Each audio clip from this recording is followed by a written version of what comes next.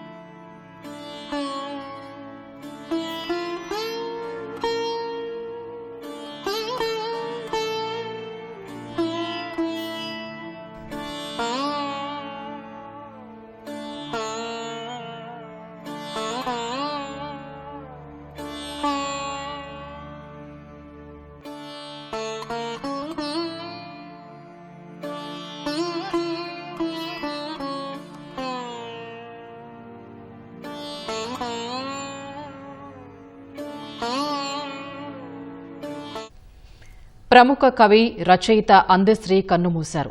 హైదరాబాద్లోని నివాసంలో రాత్రి అస్వస్థతకు గురయ్యారు. హుటాహుటిన కుటుంబ సభ్యులు అందశ్రీని గాంధీ ఆసుపత్రికి తరలించారు. గాంధీలో చికిత్స పొందుతూ అందశ్రీ తుదిశ్వాస విడిచారు.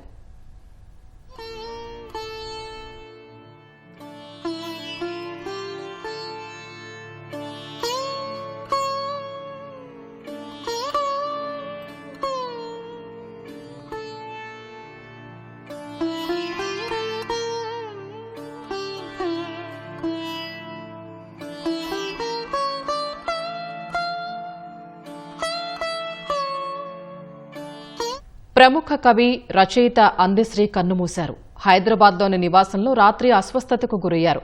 హుటాహుటిన కుటుంబ సభ్యులు అందశ్రీని గాంధీ ఆసుపత్రికి తరలించారు. గాంధీలో చికిత్స పొందుతూ అందశ్రీ తుదిశ్వాస విడిచారు.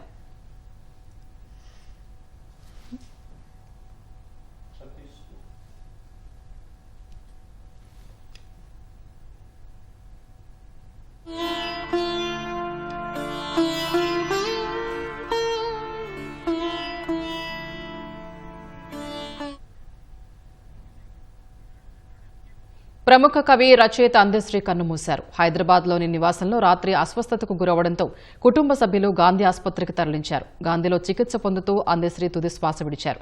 మరిన్ని వివరాలు మా ప్రతినిధి సతీష్ అడిగి తెలుసుకుందాం. సతీష్, చెప్పండి.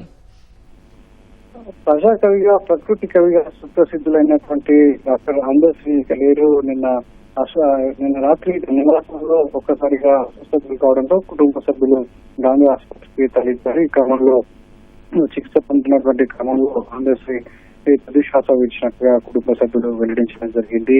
రాష్ట్ర గీత జయ తెలంగాణ నా గీత ఆజ్యం పోసినటువంటి అందశ్రీ ప్రజా కవిగా, ప్రకృతి కవిగా సుప్రసిద్ధులైనారు. సిద్దిపేట జిల్లా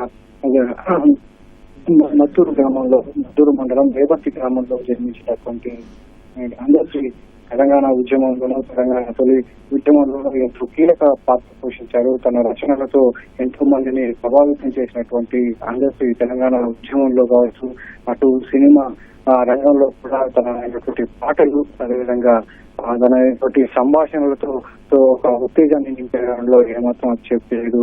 సో ఒక తెలంగాణ పల్లె పదాలను, తెలంగాణలో గ్రామసీమల్లో మట్టిలో ఉన్నటువంటి పదాలను తీసుకొచ్చి పాటలుగా అంటూ జనాలను ప్రభావితం చేసిన రచయితల్లో అగ్రగణ్యుడు అని చెప్పచ్చు. అందుకే ఎన్నో అందశ్రీ ప్రజా కవిగా, ప్రకృతి కవిగా పిలుచుకుంటారు. అదే 2025 జూన్లో తెలంగాణ రాష్ట్ర ఆవిర్భావం సందర్భంగా ముఖ్యమంత్రి రేవంత్ రెడ్డి కూడా పరేడ్ గ్రౌండ్ లో కోటి నగదు పురస్కారం ఇచ్చి సత్కారం చేయడం జరిగింది. ఈ క్రమంలో తన రచనలు కావచ్చు, సాహిత్య రంగంలో అందశ్రీ చేసినటువంటి కృషిని ప్రశంసిస్తున్నటువంటి క్రమంలో ఒక్కసారిగా నీటి పర్యంతమైనటువంటి విషయాలు కూడా అప్పుడు ఉద్వేగానికి గురి చేశాయి కుటుంబ సభ్యులను. సో మొత్తం అందశ్రీ లేరు అనేటటువంటి వార్త సాహిత్య అభిమానులు కావచ్చు, తెలంగాణ ఉద్యమకారులందరినీ కూడా ఒక్కసారిగా దిక్కులకి గురి చేసింది.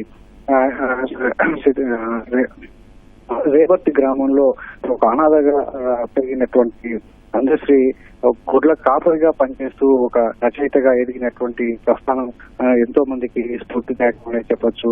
తెలంగాణ ప్రకృతి పాటలో తోడు పోసుకున్నటువంటి ఆయన రచనలన్నీ కూడా ఎంతో మందిని ప్రభావితం చేశాయి.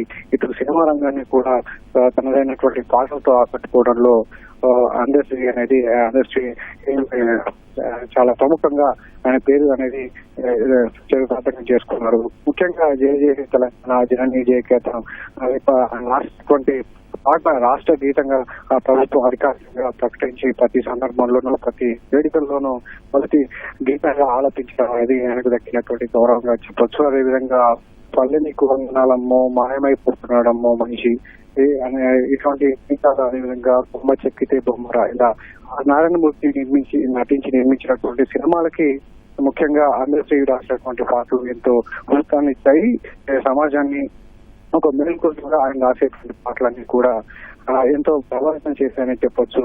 సో అందశ్రీకి గత ప్రభుత్వంలో కూడా అందశ్రీకి పద్మశ్రీ ఇవ్వాలని కూడా ప్రతిపాదనలు చేసినప్పటికీ ఆయన సున్నితంగా నిరాకరించడం, మా మనసులో ఏ ఇబ్బంది లేకుండా మనసులో ఉన్నట్టుగా చెప్పడంలో అందశ్రీ ముఖ్యమంత్రి మనిషిగానే కూడా పేరు పొందడం జరిగింది.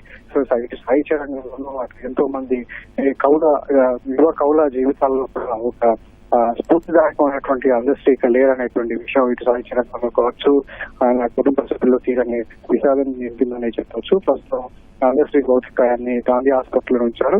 ఈ విషయం తెలిసినటువంటి అంతా గాంధీ ఆసుపత్రికి ఇప్పుడు చేరుకుంటున్నారు. సతీష్ కానీ సన్నిహితులు కానీ లేదంటే ఇండస్ట్రీకి సంబంధించిన వాళ్ళు కానీ ఎవరైనా స్పందించడం జరిగిందా? అంటే ఈ విషయం ఇప్పుడే నవవార్త ఇప్పుడే తెలియడంతో ఒక్కొక్కరుగా అందశ్రీకి సంబంధించి కుటుంబ సభ్యులకు సంబంధించి కూడా తీసుకుంటున్నారు. ఆయన భౌతికాయం ఎక్కడుంది, ఎక్కడికి రావాలి అనేది ఆ ఫోన్లలో ఆడిస్తారు. చాలా మంది ఇటు సినీ పండితులు కావచ్చు, సాహిత్య అభిమానులంతా కూడా గాంధీ ఆసుపత్రికి చేరుకున్నారు. అక్కడి నుంచి ఆయన భౌతికాయాన్ని నివాసానికి తరలించే కుటుంబ సభ్యులు ఉన్నారు. ధన్యవాదాలు సతీష్.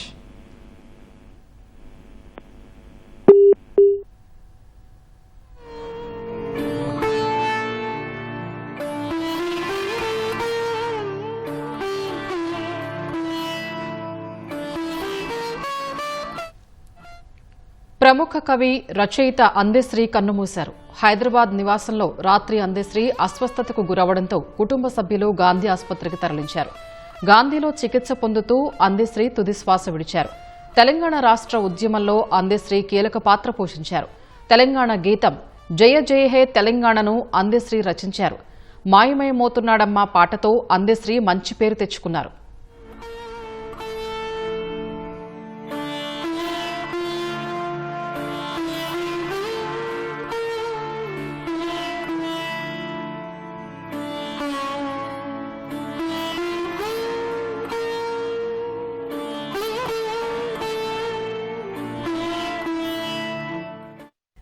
ప్రముఖ కవి రచయిత అందశ్రీ కన్నుమూశారు. హైదరాబాద్లోని నివాసంలో రాత్రి అందశ్రీ అస్వస్థతకు గురవడంతో కుటుంబ సభ్యులు గాంధీ ఆసుపత్రికి తరలించారు. గాంధీలో చికిత్స పొందుతూ అందశ్రీ తుదిశ్వాస విడిచారు. తెలంగాణ రాష్ట్ర ఉద్యమంలో అందశ్రీ కీలక పాత్ర పోషించారు. తెలంగాణ గీతం జయ జయ హే తెలంగాణను అందశ్రీ రచించారు. మాయమైపోతున్నాడమ్మా పాటతో అందశ్రీ మంచి పేరు తెచ్చుకున్నారు.